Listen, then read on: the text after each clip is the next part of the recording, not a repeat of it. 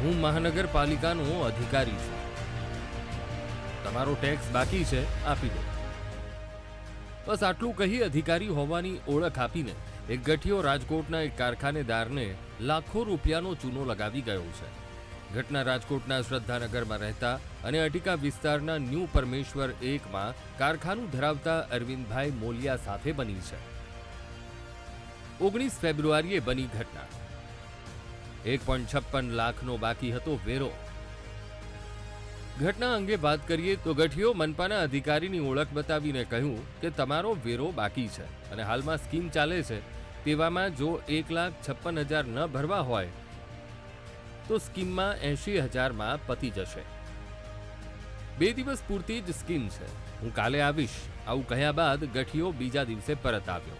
ત્યારે અરવિંદભાઈએ 77,000 આપ્યા તો ગઠિયાએ 72,000ની પહોંચ વોટ્સએપ કરી અને 5,000 અધિકારીને આપવાનું કારખાનેદારને કહી ત્યાંથી જતો રહ્યો.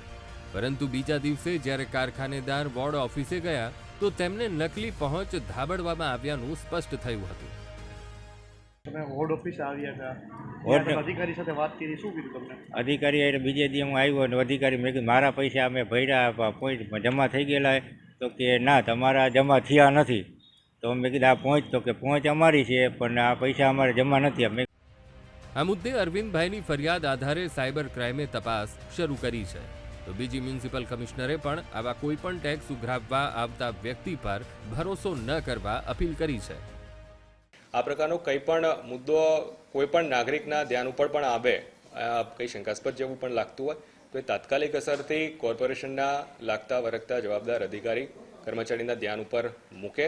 આ પર્ટિક્યુલર કિસ્સો પણ ધ્યાન ઉપર ચોક્કસપણે આવેલો છે. એ બાબતે પણ ટેક્સ બ્રાન્ચના અધિકારીઓને સ્પષ્ટ સૂચના અત્યારે જ આપવામાં આવેલી છે કે એની ચકાસણી કરી લેવામાં આવે, જે તે વ્યક્તિ સાથે સંકલન કરવામાં આવે અને જે વ્યક્તિની સાથે ફ્રોડ થયું છે એ વ્યક્તિ દ્વારા પણ એમાં પોલીસ ફરિયાદ દાખલ કરવામાં આવે અને અમારા તરફથી પણ એમાં કાર્યવાહી સુનિશ્ચિત કરવામાં આવે એ પ્રકારની સૂચનાઓ આપવામાં આવેલ છે.